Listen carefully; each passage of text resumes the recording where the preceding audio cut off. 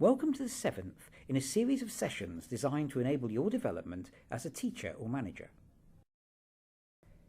This programme is the result of collaboration between the City and Guilds Centre for Skills Development and the Centre for Education in the Criminal Justice System, part of the Institute of Education, University of London. This session includes material for reflection on teaching and learning using ICTs, information and communication technologies. It begins with an example of a research and development project which provides some of the evidence that we draw on throughout this session. In the sections that follow, we first discuss some general principles of good practice and then outline two outstanding examples of good practice.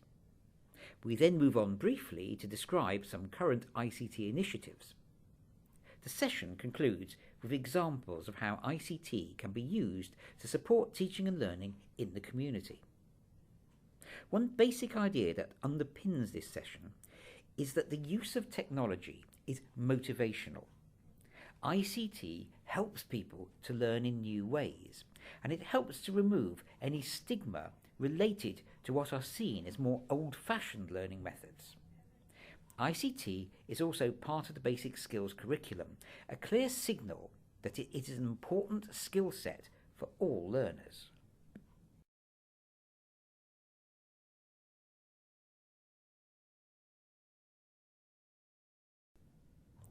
The project Voting Technologies for Assessment by Betts and Kamburi illustrated key principles for using ICT to teach. This project explored the use of voting technologies to undertake assessment activities in family literacy and numeracy classes. Voting technologies, or voting systems, are portable interactive tools used to log audience responses and to take part in electronic voting. The model followed in this project was to review current practice, identify elements that needed improvement, and to select one of these. Assessment methods were identified as the element most in need of improvement. The purpose of the research was then to identify an alternative method of assessment, to pilot this method, evaluate it, and make appropriate changes before finally rolling it out with other tutors. Prior to this project, most assessment undertaken was either paper-based or completed by means of question and answer. As an alternative, the project identified ICT as a quick way to deliver assessments that were also fun to use. There is plenty of evidence that points to the capacity of ICT to motivate adult learners, both to engage in learning and to persist with their courses. However, traditional digital technologies, such as desktop computer, may be beginning to lose their appeal. So part of the value of the project came in exploring voting technologies as a relatively new tool, similar to mobile phones, tablets, and video podcasts.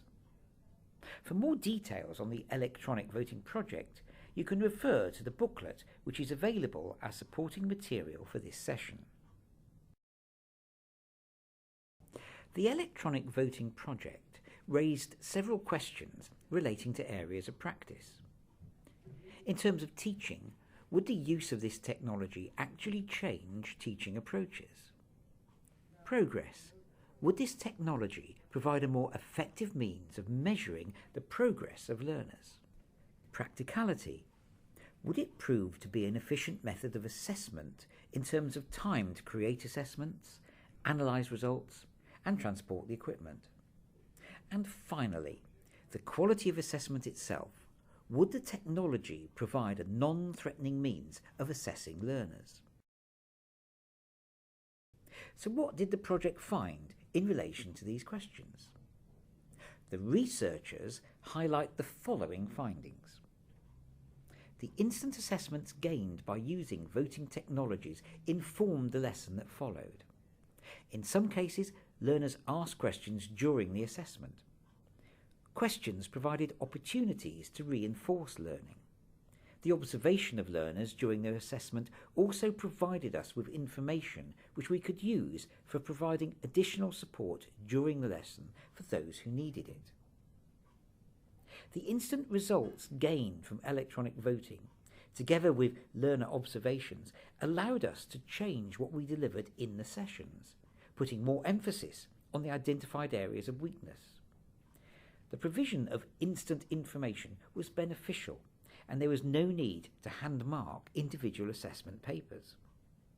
Learners enjoyed using the technology. They required little help in handling the equipment, and they seemed at ease throughout the tests. Whilst the creation of the assessments using new technology took time, this was very largely because the software was new to us. It would all become much easier with further practice. So what are the lessons from this experiment? First of all, you can see how reflecting on teaching practice is essential when implementing a new method of teaching. The researchers said that being able to watch learners whilst delivering the assessment is extremely valuable. We learned much more than we had anticipated. What was also of great value was the ability to analyse results quickly and to export them to Excel. Secondly, it's important to have sufficient time to use the software, to make assessments and to become confident in using the technologies. It may take a long time to develop assessments with a new technology at first, but they are reusable and it is quicker and easier to use them once they become familiar. A further way to reduce time is to create an assessment that covers the whole course and then to cut down and adapt content for individual sessions. Issues involved in transporting and sharing new technologies across a team is also something that needs to be considered carefully and taken account of in procurement. For example, buying more than one base unit allows a set of electronic voting handsets to be split between tutors. It is also important to take account of what learners need as preparation to participate in a lesson involving ICT, particularly if the ICT is being used for assessment. In this case, it was important to have a practice question for learners who were using the handsets for the first time before starting with the assessments. This provides an opportunity to explain exactly how the technology and software work.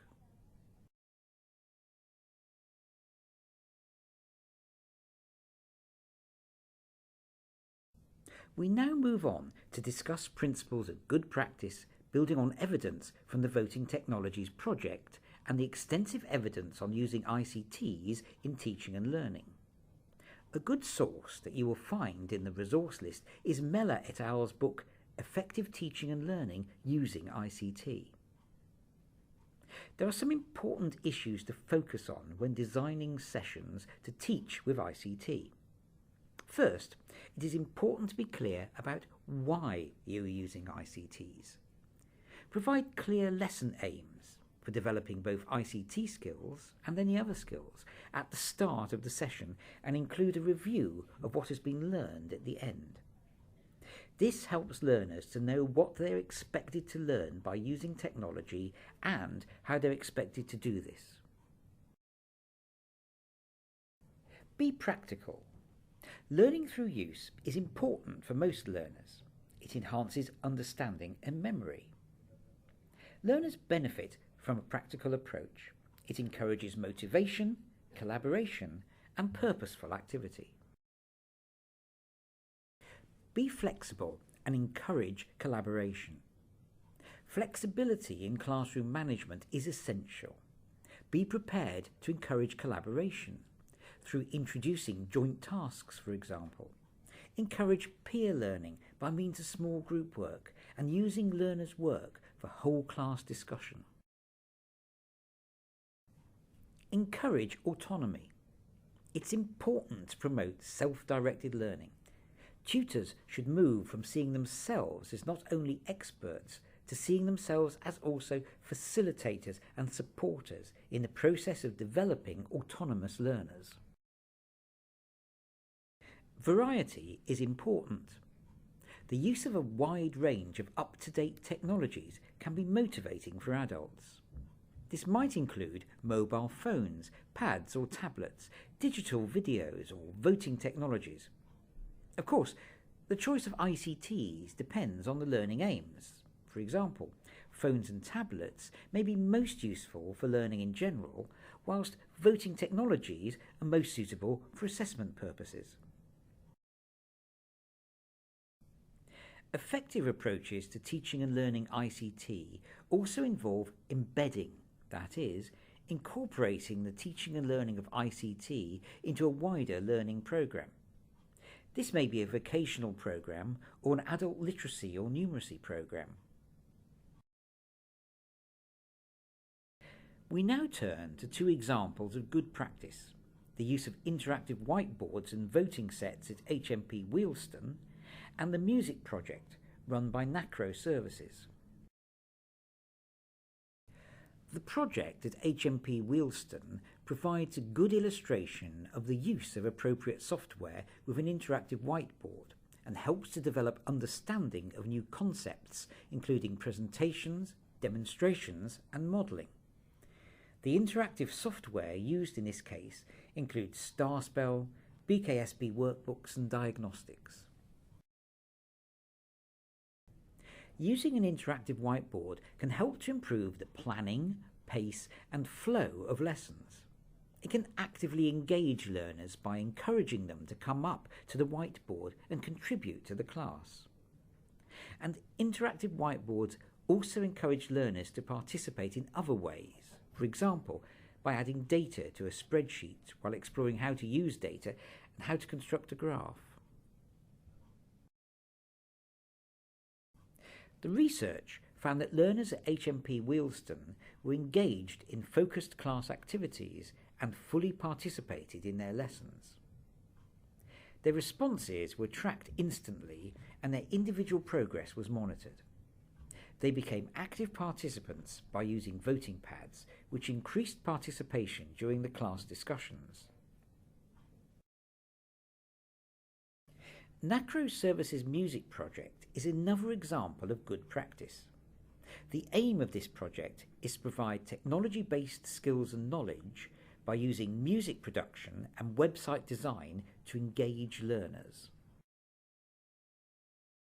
Learners are introduced to basic audio and software manipulation, music techniques, structure and theory, basic ICT skills, other basic and key skills, teamwork skills, and website development. After 12 weeks, the learners produced a CD showcasing their completed work. As a group, they will have presented tracks to be featured on a professionally produced 12-inch vinyl with an in-house record label. The course is 12 weeks long, 10 weeks of which are devoted to music production, which includes sample manipulation, production layouts, additional effects and devices, mixing strategies, and burning CDs. The project's diverse ICT offering and immediate links to music were found to hold the interest of all the young people. Students showed exceptionally high levels of interest in the project, and extra sessions were organised to accommodate the high level of demand. The learners themselves reported that they improved their skills in ICT, in music structure, and in audio applications. They also mentioned improvements in working with others, problem solving, and communication. This concludes our examples of good practice. The final section of this CPD session takes a brief look at some current initiatives and at examples of ICT support in the community.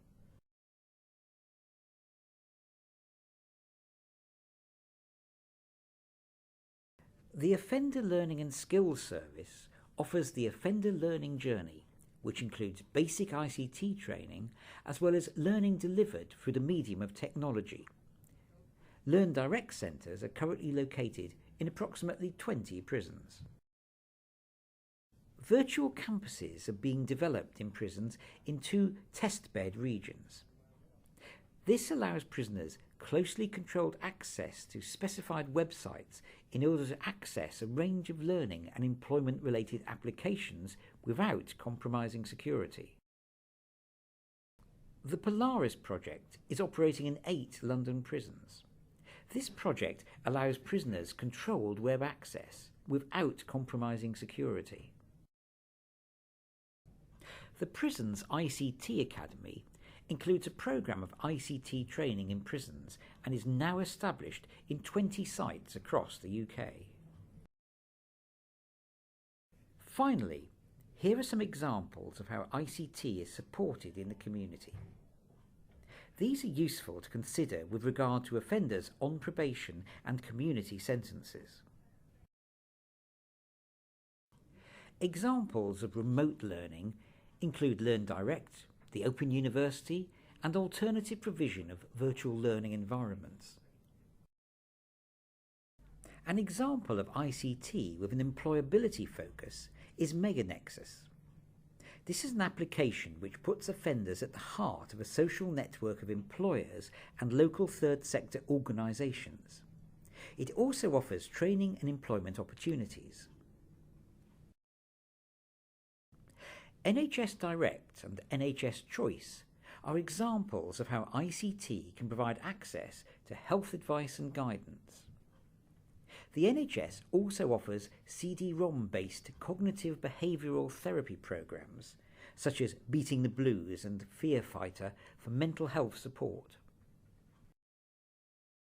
Drugs and alcohol rehabilitation are provided online, and SMS-based remote cognitive behaviour programmes are available for the treatment of addictions, as provided, for example, by Addictions UK.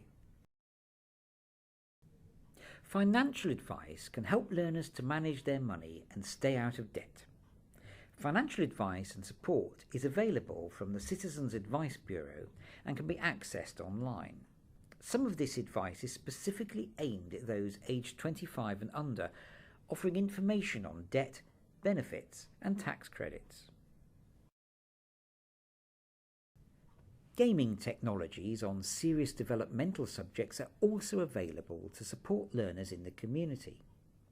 Examples include Soul Control or Beat the Dealer and Lifting the Weight. These games provide helpful advice on how to avoid some of the pressures and temptations that await learners after their sentence. If you wish to pursue any of the ideas mentioned in this presentation, please see the accompanying activities and resources. Thank you for listening. We hope that this session has included some ideas that will be useful to you in your practice and in your professional development. For more information, please contact Jane Hurry at the Institute of Education Centre for Education in the Criminal Justice System.